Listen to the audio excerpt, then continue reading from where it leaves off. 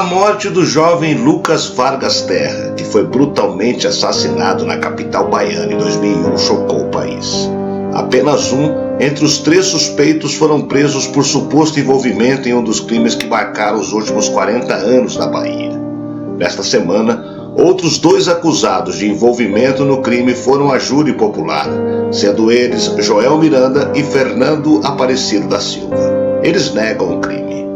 São 22 anos de impunidade, de abuso do tempo de espera. Esperar para que haja o julgamento de uma criança todos esses anos é ferir a nossa família todos os dias.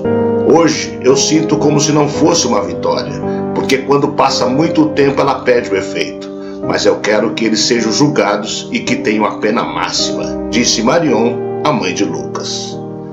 O caso de Lucas Terra chocou o país, permaneceu sem solução por 22 anos e a mãe da vítima aguarda ansiosamente pela conclusão do julgamento e pela justiça para seu filho. Antes de morrer, o pai do garoto, que foi queimado vivo, escreveu um livro e rodou o mundo em busca de justiça. Durante quase 20 anos, Carlos Terra, falecido em 2019, pressionou a justiça brasileira e órgãos internacionais para que acusados pela morte do filho fossem julgados. A mãe de Lucas, Marion Terra, depôs e revelou ressentimento com a Igreja Universal. Nunca prestou apoio, disse ela. Eu sou Sidney Góes e você está no Placebo. Vem comigo, que no caminho eu te explico.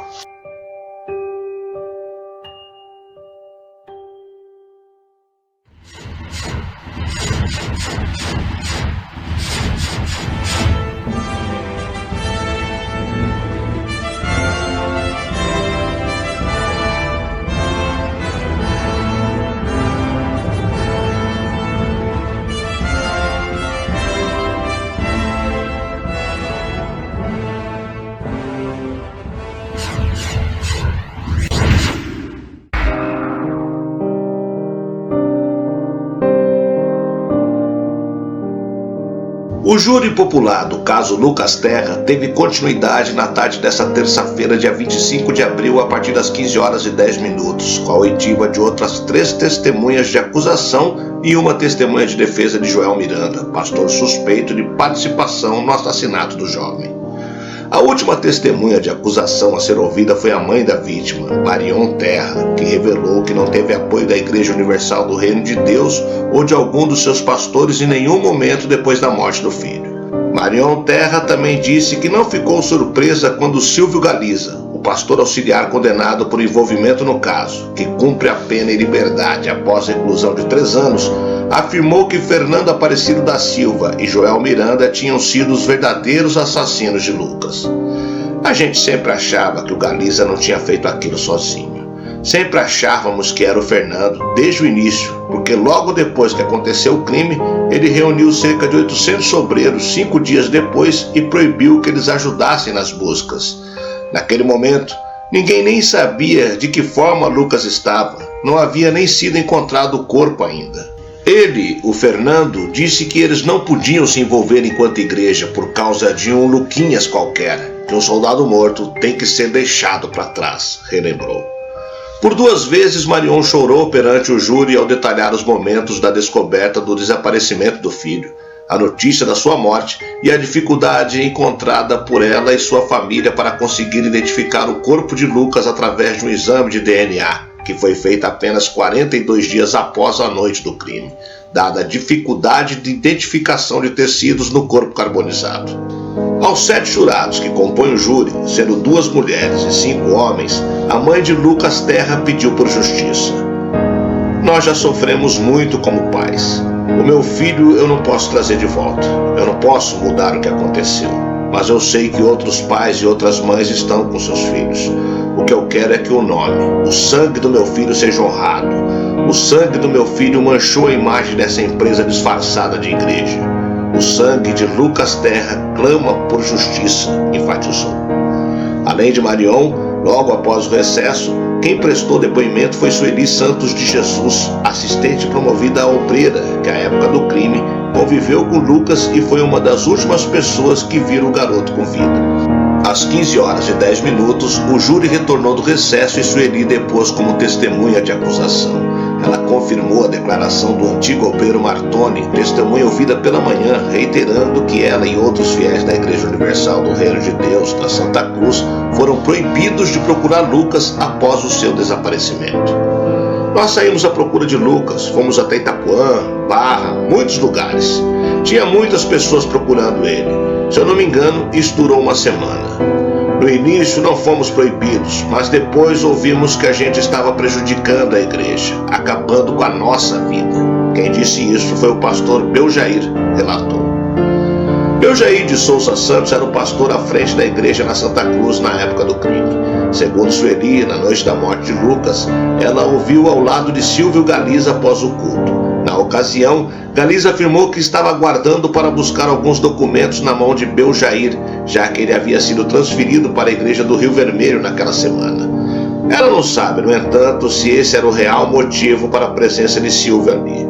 No depoimento, Sueli ainda definiu a relação de Lucas Terra com Silvio Galiza como abusiva. Ele controlava toda a vida de Lucas, queria mandar no menino. Eu dizia que ele parecia o pai dele, porque nunca vi uma relação igual àquela, frisou. Mais tarde, no dia do crime, Sueli confirmou que viu Lucas, Silvio e Luciano Miranda de Souza indo em direção ao ponto de ônibus no fim da linha do Vale das Pedrinhas. Depois disso, ela só teve notícias de Lucas quando soube do seu desaparecimento. Comovida, Sueli participou das buscas, mas isso custou sua permanência na igreja. No domingo, o pastor Beljair disse: é melhor vocês pararem de procurar, porque isso é coisa de gente grande e a corda vai partir do lado mais fraco. Depois, ele não fazia mais reunião. Ficava falando sem citar nomes que a gente estava contra a igreja. Todos que participaram da busca acabaram expulsos, relembrou. Convidado a depor pela defesa do pastor Joel Miranda, o pastor Beljair de Souza Santos negou a versão apresentada por Sueli, alegando que nunca reuniu os obreiros com o intuito de proibi-los a continuar na busca por Lucas Terra na época do seu desaparecimento. Ao contrário do que foi dito pela outra testemunha, ele afirmou que incentivou a procura pelo menino.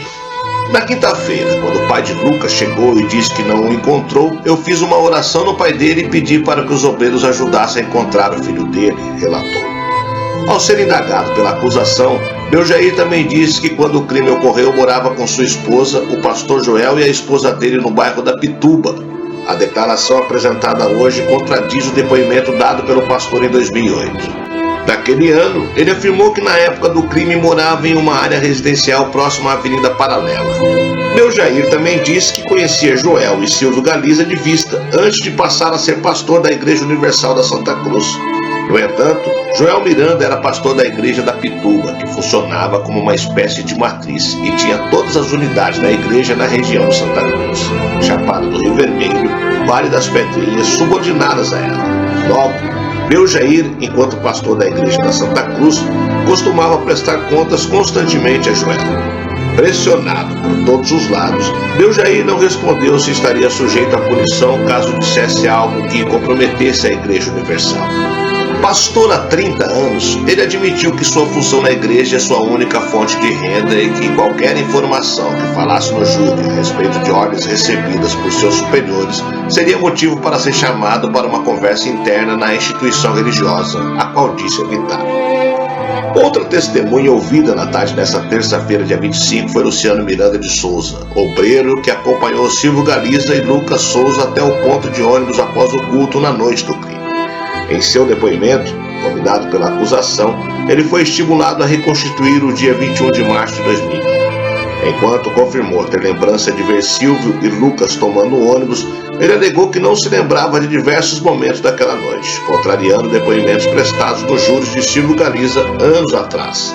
Ele também afirmou que teve conhecimento do possível envolvimento de Fernanda Aparecida e Joel Miranda no assassinato de Lucas através de um vídeo, quando foi prestar depoimento no Ministério Público.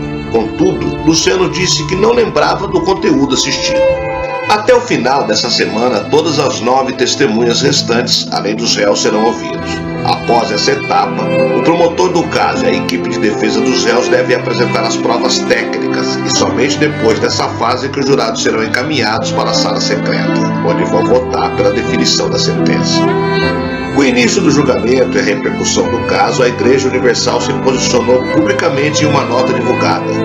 Essa é a mensagem na íntegra. A Igreja Universal do Reino de Deus esclarece que está completamente convicta quanto à inocência de Fernando Aparecido da Silva e Joel Miranda, que são pastores da Universal, estando um em Minas Gerais e outro no Rio de Janeiro.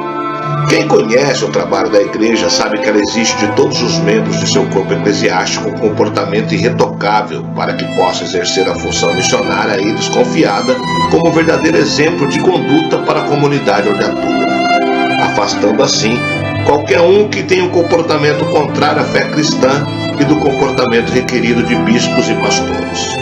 Contudo, em relação aos dois, ambos com quase 32 anos de ministério, jamais foi encontrado até aqui comportamentos, provas ou indícios que os coloquem na cena desse crime tão brutal e lamentável. Posto isso, a Universal reforça que continua acreditando na justiça brasileira e tem a convicção de que será restabelecida a justa decisão à época da juíza da primeira instância de não os levarem a júri popular por absoluta ausência de provas contra os mesmos. Nossas orações pelos familiares da vítima e pelos pastores que, juntamente de seus familiares, têm sido submetidos a uma grave, descabida e injusta pena em uma campanha midiática que já dura anos.